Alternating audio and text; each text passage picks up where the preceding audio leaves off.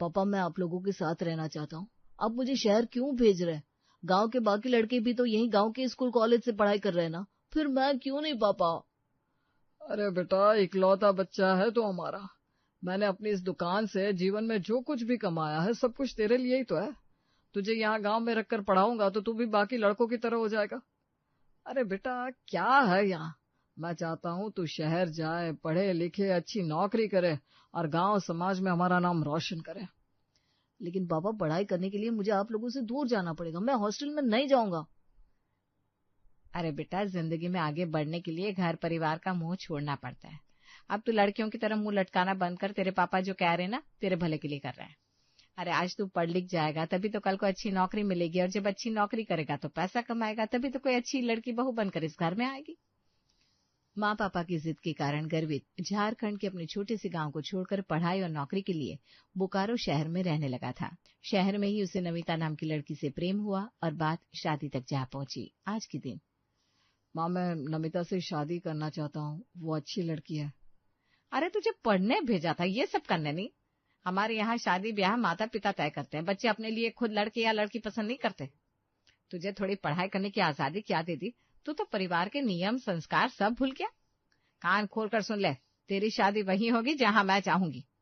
माँ, मैं पढ़ा लिखा इंसान हूँ, कोई जानवर नहीं जिसे ले जाकर किसी को भी सौंप दोगे आप, और मैं गर्दन नीचे किए बैठा रहूंगा। मैं भी बता रहा हूँ, शादी मैं अपनी मर्जी से करूंगा, वरना जीवन भर ऐसे ही कुंवारा रहूंगा।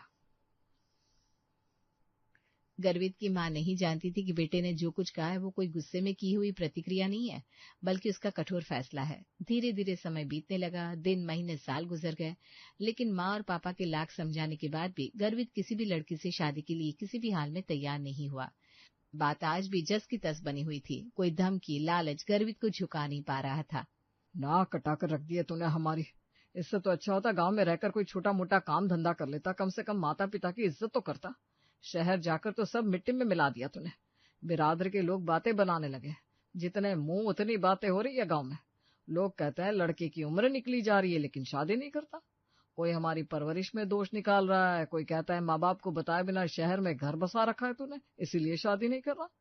अरे समझ में नहीं आता किस किस को जवाब दे, और आखिर कब तक लोगों का मुंह बंद करवाए। पापा आप अच्छी तरह जानते हो आपकी इन सब बातों का मेरे ऊपर कोई असर नहीं होने वाला। मैं पहले ही बता चुका हूँ, शादी मैं सिर्फ नमिता से करूंगा, और अगर आपकी ये जिद है ना कि आपको नमिता को अपनी बहू नहीं बनाना, तो मैं भी गांव की किसी भी लड़की से शादी नहीं करूंगा। और मैं शहर जाने की जिद नहीं कर रहा था, आप लोगों ने जोर देकर शहर भेजा था मुझे। हर बात में सिर्फ आप ही सही नहीं हो सकते। बेटे की जिद के आगे अंत में गर्वित के माता पिता सूरजभान और देवकी ने हार मान ली। गर्वित को यही लगा था शायद उसकी परीक्षा समाप्त हो गई और अब जीवन में सब अच्छा होने वाला है, लेकिन ये शादी परेशानियों का अंत नहीं बल्कि शुरुआत थी। शादी के बाद गर्वित बेटा, कितने दिन की छुट्टी लेकर आए हो? अभी तो ठहरोगे ना बेटा? नहीं माँ, तुम तो जानती हो नौकरी में महीना 2 महीना की छुट्टी थोड़ी ना मिलती है। 15 दिन की छुट्टी ली थी किसी तरह, 3 दिन में छुट्टी खत्म हो जाएगी। नमिता तुम भी अपनी तैयारी कर लो, 3 दिन में निकलना होगा हमें। अरे कैसी बात करता है बेटा, शादी को अभी 1 महीना हुआ नहीं। नई नवेली दुल्हन ससुराल का चौखट लांग कर बाहर जाएगी क्या? अब ये क्या बात हुई माँ, मैंने बताया ना सिर्फ 15 दिन की छुट्टी मिली है मुझे। अब तुम्हारी नई नवेली दुल्हन चौखट नहीं लांग सकती तो क्या नौकरी छोड़ दूंगा? बेकार की बातें मत करो और अपनी बहू के साथ पैकिंग में मदद करवा दो। तुमको जाना है तो जाओ, बहू अभी नहीं जाएगी। और वैसे भी वहां अकेली क्या करेगी?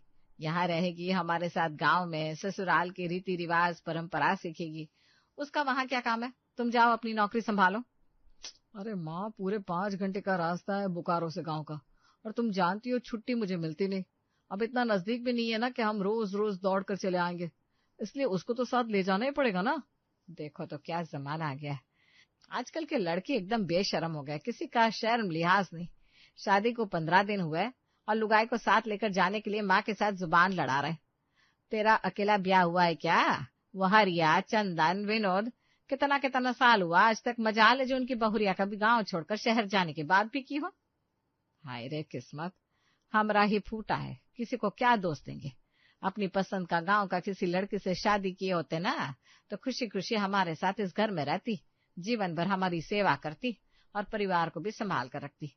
अब इन शहर की लड़कियों से कोई क्या ही उम्मीद करेगा? माँ, वो विनोद, हरिया और चंदन शहर में मजदूरी करते हैं, बीवी बच्चों का खर्चा नहीं उठा सकते, इसलिए अकेले शहर में जाकर रहते हैं। अपनी पत्नियों को गांव में छोड़ना मजबूरी है उनकी, कोई मानता का काम नहीं कर रहा है वो लोग। अगर शादी के बाद भी ऐसे ही अलग थलग रहकर जीवन बिताना है तो शादी का मतलब ही क्या है? अरे मैं पढ़ा लिखा हूँ, अच्छी खासी नौकरी है मेरी, अपनी पत्नी का खर्चा उठा सकता हूँ, तो क्यों उसे यहाँ गांव में छोड़ूंगा?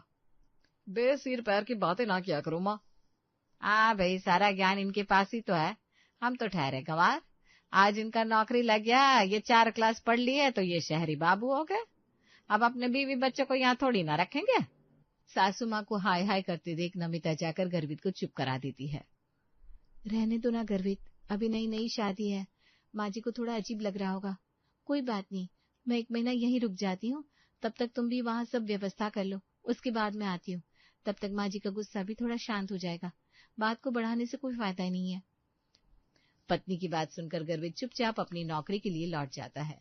1 महीने बाद जब गर्वित अपनी पत्नी को लेने आता है तो माँ देवकी एक बार फिर से तमाशा शुरू कर देती है।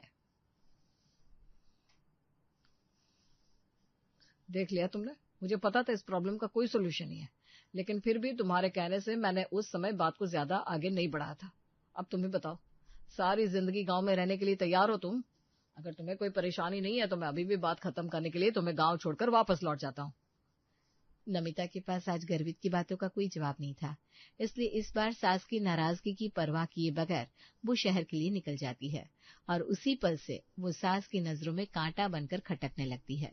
धीरे धीरे समय बीत रहा था। नमिता और गर्वित ने शहर में अपना घर बना लिया था, जिसे नमिता ने बड़े प्यार से सजाया था। नमिता एक अच्छी सीधी सादी लड़की थी, सम्मान और अपनापन उसके स्वभाव में था। लेकिन शादी के बाद देवकी और गर्वित के रिश्ते थोड़े बिगड़ने लगे थे। गर्वित अब देवकी से थोड़ा कटा कटा सा रहने लगा था। एक दिन, प्रणाम बुआ जी, कैसी हैं आप? कभी बोकारो आना हो तो आइए ना घर, हमें अच्छा लगेगा। अरे बेटा रहने दो, जिस घर तुम दुल्हन बनकर गई हो, जब उनका ही तुम्हें ख्याल नहीं तो हमें घर बुलाने से क्या फायदा। अगर किसी का मान सम्मान करना ही है तो सबसे पहले अपने सास ससुर का करो। हमारा क्या है, हम तो 1-2 दिन के मेहमान हैं, नहीं बुलाओगी तो भी चल जाएगा। मैं कुछ समझी नहीं बुआ जी, आप कहना क्या चाह रहे हैं? हमने कब माँ बाबूजी का अपमान किया? मैंने तो हमेशा माँ बाबूजी का सम्मान ही किया है, कभी कोई काम उनकी इच्छा के विरुद्ध नहीं किया। फिर आपको ऐसा क्यों लगता है कि हम उनका अपमान कर रहे हैं? अरे रहने दो बेटा, बताया भाभी ने कि तुमने तो गर्वित को अब गांव जाने से ही मना कर दिया है। अरे इकलौता बेटा है उनका, ये कोई अच्छी बात है क्या? ऐसे कैसी किसी बच्ची को उसके माँ बाप से अलग करना ये जायज लग रहा है? बेचारे दोनों गांव में बैठे बेटे के प्यार के लिए तरस रहे हैं। क्या इसी दिन के लिए माँ बाप अपने बेटे की शादी करवाते हैं? ठीक ही तो कहते हैं लोग, शादी के बाद लड़के तो बस बीवी के गुलाम होकर रह जाते हैं। आपको जरूर कोई गलत फहमी हुई है बुआ जी। अरे मैं उन्हें गांव जाने से क्यों रोकूंगी, बल्कि मैं तो खुद जब भी मौका मिलता है गर्वित के साथ माँ बाबूजी से मिलने के लिए गांव जाती हूँ। ऐसी बात है आपसे किसने कही? अरे हमें कौन काला चोरा कर कहेगा, तुम्हारी सास ने खुद बताया तभी हमने भी यकीन कर लिया, वरना सुनी सुनाई बातों पर तो हम भी यकीन नहीं करते। बुआ जी की बातें सुनकर नमिता का सर चकराने लगा था। बुआ जी यकीन मानिए, मैंने कभी गर्वित को गांव जाने से या उसके माता पिता से मिलने के लिए नहीं रोका। बस उनका काम ही ऐसा है कि बहुत लंबी छुट्टियां मिलती नहीं है, और माँ बाबूजी तो ये बात हमेशा से जानते, इसमें नई कोई बात नहीं है। अरे बेटा हमें जो समझाना था समझा दिया, बाकी जैसी तुम्हारी मर्जी, तुम सास बहू अपना समझ लो। बुआ जी की बातों ने हथौड़े सा प्रहार किया था बहू नमिता के ऊपर। बस बहुत हो गया, आज मुझे माँ जी से बात करनी होगी, पता तो चले आखिर उनके मन में क्या चल रहा है। माँ जी एक बात बताइए, आपको सच में ऐसा लगता है कि मैं आपके बेटे को आपसे मिलने से रोक रही हूँ? हाँ तो इसमें लगने जैसा क्या है, जो सच है सबके सामने है। माँ जी गलत फहमी है आपकी, मैं ऐसा क्यों करूंगी? और हम शहर में रहते हैं, ये उनका कोई शौक नहीं बल्कि मजबूरी है।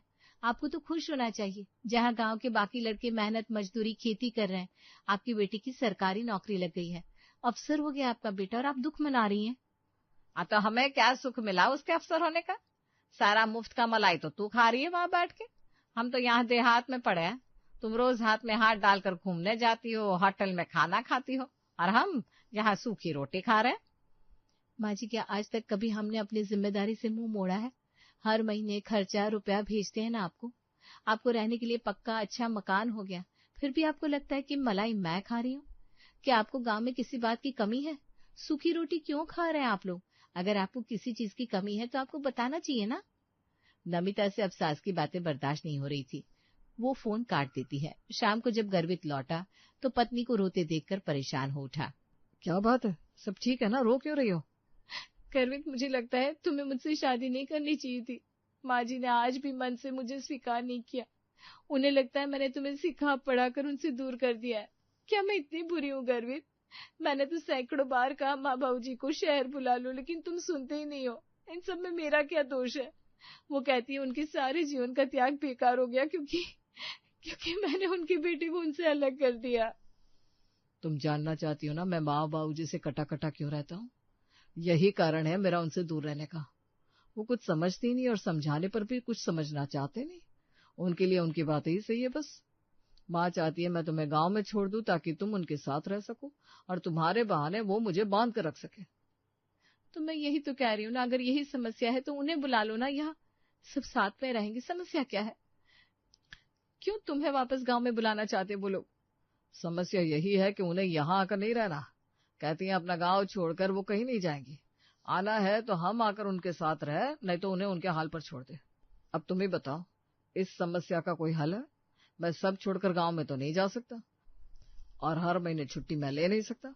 जब भी गांव जाते हैं माँ हर बार मुंह बनाए रहती है, ना सही से बात करती है ना खुश रहती है, बस हमेशा ताने देना कटाक्ष करना। कितनी मुश्किल से छुट्टी की मंजूरी मिलती है। ऑफिस के तनाव को छोड़कर घर जाओ तो वहां भी बस तनाव ही मिलता है। अरे मैं थक गया हूँ, इसीलिए अब मन नहीं करता जाने का और मैंने इन सब के बारे में सोचना ही छोड़ दिया है। पहले जब मैं उनके पास गांव में रहना चाहता था तो उन्होंने समाज में अपने मान सम्मान और प्रतिष्ठा बनाए रखने के लिए मुझे खुद से अलग करके शहर भेज दिया और अब जब मैं शहर का हो गया, मुझे यहाँ नौकरी मिल गई, तो अब वो मुझे वापस गांव की ओर खींच रहे हैं। मैं शहर में नौकरी करता हूँ, अपने शहर में रहने वाली पढ़ी लिखी पत्नी को गांव ले जाकर आखिर क्यों छोड़ दूं? क्या तुक है इस बात का? माँ जी का कहना है कि उन्होंने तुम्हें पढ़ाया लिखाया काबिल बनाया और आज तुम्हारी कमाई पर मैं मजे कर रही हूँ। उनकी बातें मेरे दिल में चुभ गई है गर्वित। क्या वाकई मैं तुम्हारी नौकरी की मलाई खा रही हूँ? इस घर को बनाने के लिए मेरा कोई सहयोग नहीं? माँ की बातों को जितना दिल से लगाओगी उतना परेशान रहोगी। जाने दो, इसका कोई सोल्यूशन नहीं है। पति गर्वित ने तो अपनी तरफ से समझा दिया था, लेकिन कोई भी बहू ये नहीं सुनना चाहती कि उसने सास का घर तोड़ दिया। कुछ दिन बीते तो पता लगा शादी के 4 साल बाद नमिता प्रेग्नेंट है। मैं माँ जी को खबर सुनाती हूँ, खुश हो जाएंगी और सारी नाराजगी भूल जाएंगी। हो सकता है जो आज तक खाई है हमारे रिश्तों में वो दूर हो जाए। माँ जी आप दादी बनने वाली है, बधाई हो। चलो, तुम्हारी कोख तो हारी हुई। हमें तो लगा था हमारा वंश आगे बढ़ेगा ही नहीं। हमने तो कब की उम्मीद छोड़ दी थी। ये कैसी बात कर रही हैं आप माँ जी? मुझ में कोई कमी नहीं है जो आप ऐसे बोल रही हैं। तो फिर 4 साल क्यों लग गए? जिसमें कमी नहीं होती वो साल भर में घर में खुशियां भर देती है। नमिता ने फोन काट दिया था। हर बार की तरह इस बार भी उसे सास से सिर्फ कड़वाहट मिली थी। खैर ये नाजुक समय था, इसलिए नमिता ने कड़वी बातों को दिल से निकाल दिया और बच्चे के लिए खुश रहने की कोशिश करने लगी। तुमने कहा था ना माँ को आने के लिए कहने को, मैं जानता था वो मना कर देंगी। कहती है वो शहर आकर हमारे घर में नहीं रह सकती, वो किसी के लिए अपना घर छोड़कर क्यों आएगी? अगर उनकी यही जिद है कि मुझे वहां जाना चाहिए तो ठीक है, तुम मुझे वहां छोड़ दो, मैं प्रेगनेंसी में वहीं रहूंगी। किसी को तो झुकना ही पड़ेगा ना गर्वित, वरना रिश्ते हमेशा के लिए खराब हो जाएंगे। नमिता के जिद करने पर गर्वित उसे गांव ले जाकर छोड़ देता है। गर्भावस्था में भी नमिता ने पूरे घर की जिम्मेदारी अपने कंधों पर ले ली थी। सवेरे उठकर वो पूरे घर की सफाई करती, फिर चाय नाश्ता खाना बनाती, तब जाकर दोपहर में थोड़ी देर के लिए आराम करने के लिए अपने कमरे में जाती। लेकिन सास देवकी का रवैया अभी भी उसके लिए ठंडा ही था। दोपहर के 2 बजे का वक्त था। नमिता अपने कमरे में आराम कर रही थी कि अचानक नमिता के कमरे का कूलर बंद हो जाता है। नमिता पसीने से तरबतर सीढ़ी उतरते हुए नीचे आने लगती है कि सास की बातें उसके कानों में पहुंचती है। अरे बहन जी, परेशान हो गए हम तो। पेट से है तो क्या दिन भर बस बिस्तर तोड़ती रहेगी? अब क्या हम उसे पका कर खिलाएंगे?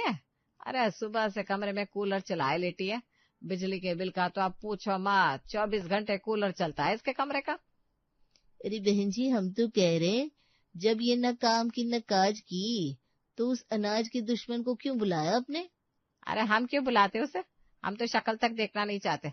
गर्वित का फोन आया था तो मैंने साफ कह दिया था, मुझे तुमसे और तुम्हारे बच्चे से कोई मतलब नहीं। फिर भी देखो चली आई। आप जानती हो ना आजकल की बहू है, मुट्ठी में किए रहती है लड़कों को। अरे जब से शादी हुई है कभी इधर मुंह ना करके देखने दिया मेरे लड़के को। और देखो अब सेवा कराने को यहाँ मेरी छाती पर आकर बैठ गई। उसकी सेवा करे मेरा ठेंगा। मैंने तो अभी बिजली काटी है घर की। बहुत कूलर में खर्राटे मार रही थी ना, अब आएगा मजा। खाने पीने में इतने नखरे क्या बताए। मेवा मिष्टान काजू बादाम फल के बिना तो खाना गले से नीचे नहीं उतरता महारानी के। और वो गर्वेत रोज फल मेवे की पेटी भेज देता है कि कहीं खाने पीने में कमी ना रह जाए महारानी के। बिल्कुल ठीक किया, जैसे को तैसा। भगाओ बेशर्म को यहाँ से। सास से सेवा करवाने आई है महारानी। अरे हम तो कहते हैं इससे अच्छा कोई गांव देहात की लड़की आती तो खूब सेवा करती आपकी, पाँव धोकर पीती। लेकिन इसे देखो। अरे बहन जी अब क्या बताएं, किस्मत खराब थी। हम तो बहुत समझाए थे अपने लड़के को, लेकिन अब लगता है पक्का कोनो काला जादू की हुई है।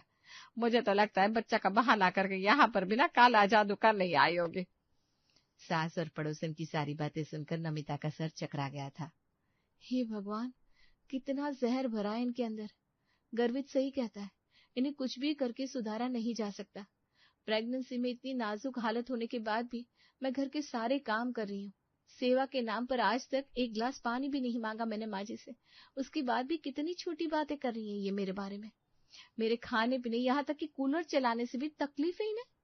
मुझसे गलती हुई जो मैं माँ जी को खुश करने के लिए यहाँ चली आई। कुछ लोगों के भीतर का जहर अच्छाई से भी नहीं निकाला जा सकता। चाहे उनके लिए जितना भी कर लो, वो कभी नहीं बदलते। ये बात नमिता को आज बहुत अच्छी तरह समझ में आ गई थी। आगे से जहरीले ससुराल में कदम ना रखने की कसम खाकर नमिता पति गर्वित को फोन लगाती है और वापस शहर लौट जाती है। क्या आपने किसी ऐसे माँ बाप को देखा है जो हर हाल में बेटे और बहू में कमियां ही ढूंढते रहते हैं और उनकी इसी आदत के कारण उनके बेटे बहू ने उनसे दूरियां बना ली हो?